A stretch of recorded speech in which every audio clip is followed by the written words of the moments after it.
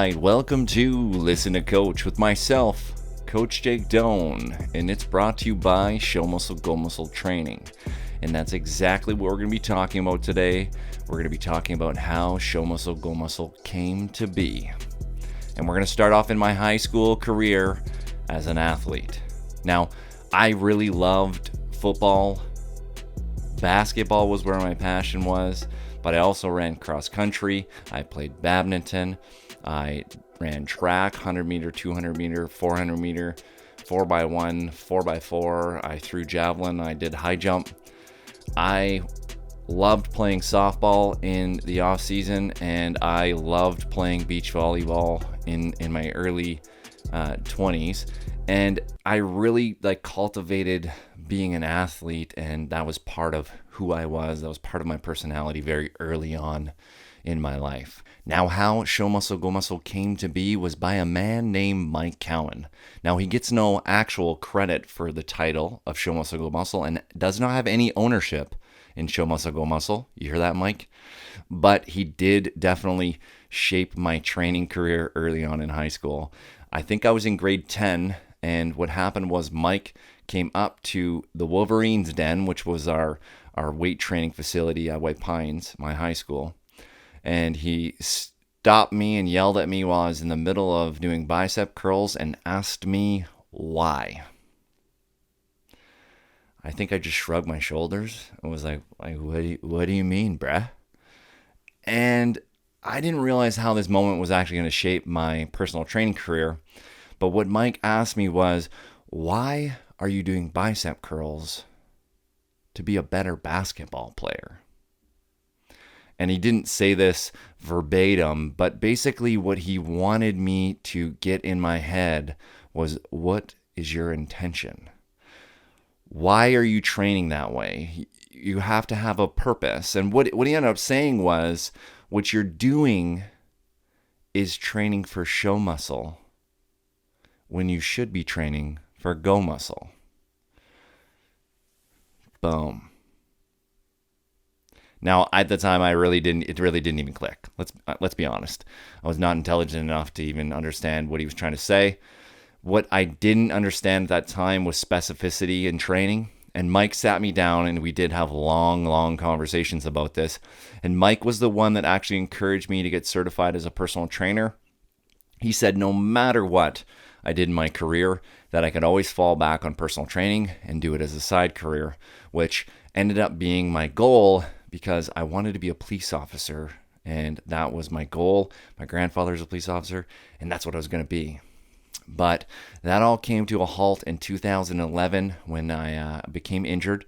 Now, I am going to talk about that on a later date, probably when I feel a little bit more comfortable talking about it, because it's something that I have a lot of difficulty speaking about unless you're someone in my close circle.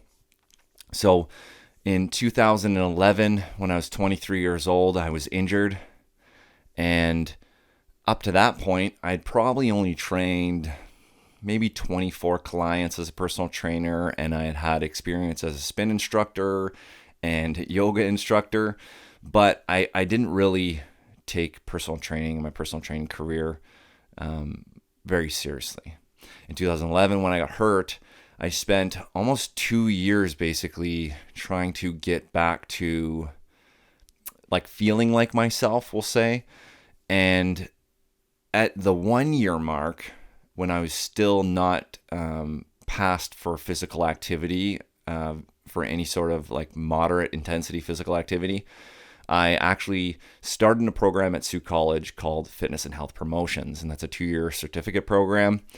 And during that time, I then began to cultivate kind of my methodology for Show Muscle, Go Muscle.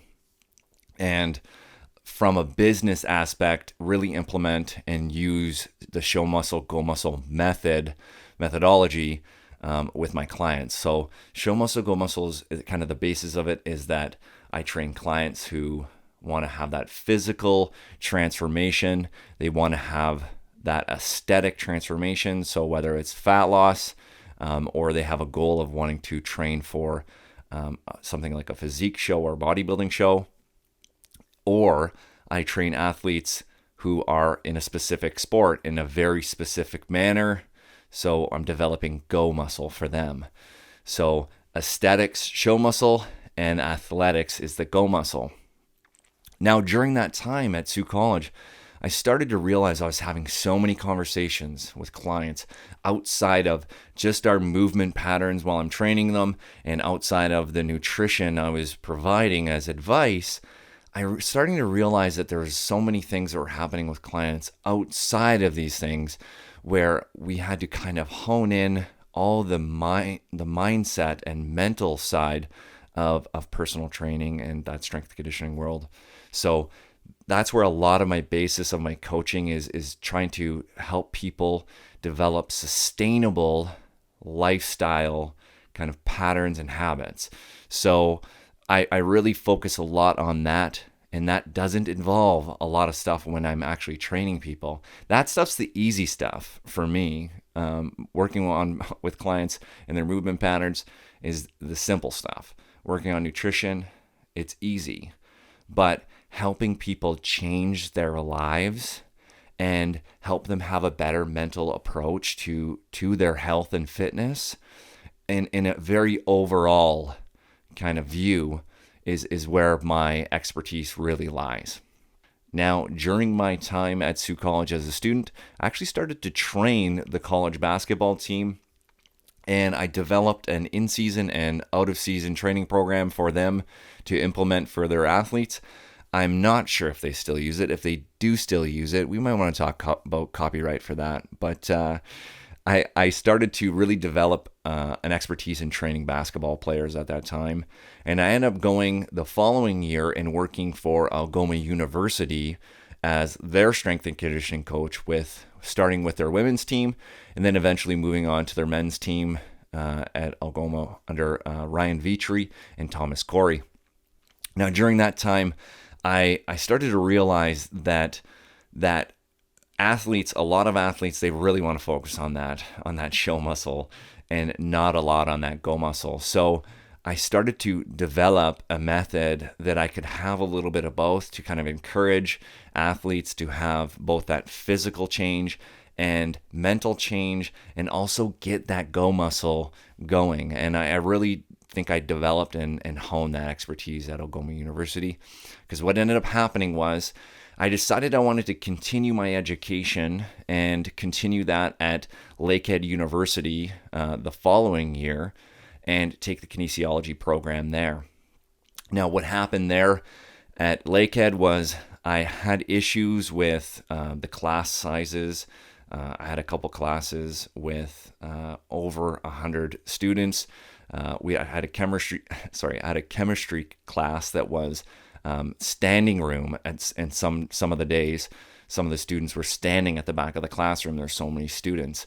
So that became an issue for me, being educated in that kind of manner. I had issues with PTSD, I have issues with PTSD and anxiety around what happened to me in 2011. So I made sure that I was going to be able to continue my education, but I knew it wasn't going to be at Lakehead University. And what ended up happening was I dropped out of the kinesiology program and I started training people at a local gym. And what ended up happening was I got hired at Lakehead University as their strength and conditioning coach of the men's basketball team and the men's hockey team. Now, I really enjoyed this team and my year and a half at Lakehead. I was very fortunate to have just an amazing roster of athletes. Like, there's so many guys that I could list off I don't have time for, but I really loved all my athletes at that time at Lakehead University. And I was so fortunate to be provided with the opportunity due to a relationship with them and a coach I knew at that time, Scott Morrison, who was coaching as the head coach at Portland, Maine with the Red Claws, and now I believe they're the Portland, Maine Celtics.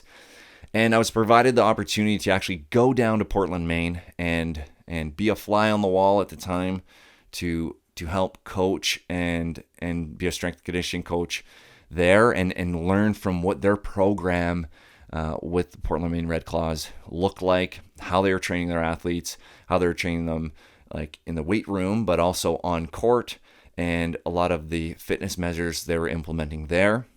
And then I had the amazing opportunity to go and spend some time with the actual Boston Celtics and their head strength and conditioning coach at that time, Bidu, who's now the strength and conditioning coach at Harvard University, and really learn a lot about the industry of the NBA, a lot about the strength and conditioning programs that they implement.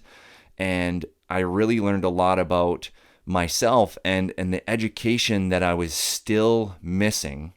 I didn't have my actual degree at that time in anything suitable for being a personal trainer or strength and conditioning coach at that high of a level with working with Boston. So what I decided was I was going to continue my education, and due to a relationship with Sioux College, I ended up going to a university in Wales, of all places in the UK. Now, during my time in the UK, I was given the amazing opportunity while I was still getting my undergrad to work with and be a president of the society at our school called MASS, which was this Muscular Athletic Student Society. I do believe it's had a name change since, and it's called Uni Fitness. And it was ran by an individual named David Bissell.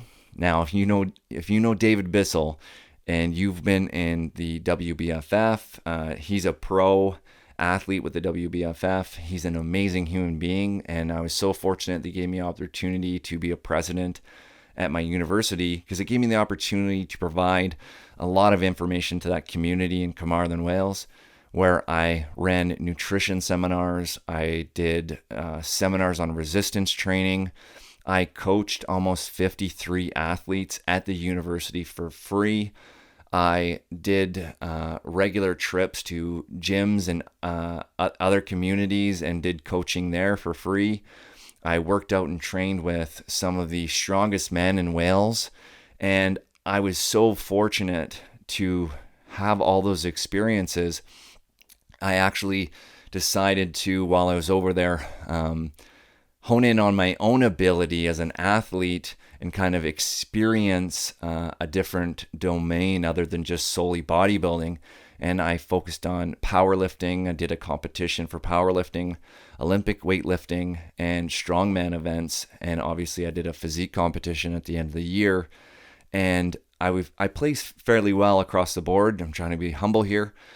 And those experiences really helped me continue to develop that show muscle, go muscle methodology. So when I'm talking to athletes, it's talking from a place of experience in a lot of different domains of training. I was so fortunate to complete my undergrad certificate in health and exercise personal training at the University of Wales and return home. And I have since coached thousands of athletes and across a bunch of different domains, very individualized basis, no cookie cutting plans. And I just love the fact that I've developed this community enough so that I feel comfortable enough to get on here and share my information, share my knowledge with as many people as possible. Now, if you've made it this far in the video, I'd just like to ask you one thing. Could you please like, comment, share, subscribe, etc.? And I'll continue to put out this content for everybody. I really love the idea of helping as many people as possible, so please share this video with someone you think would benefit from it. Remember, always train with maximum effort, and thank you for listening to Coach.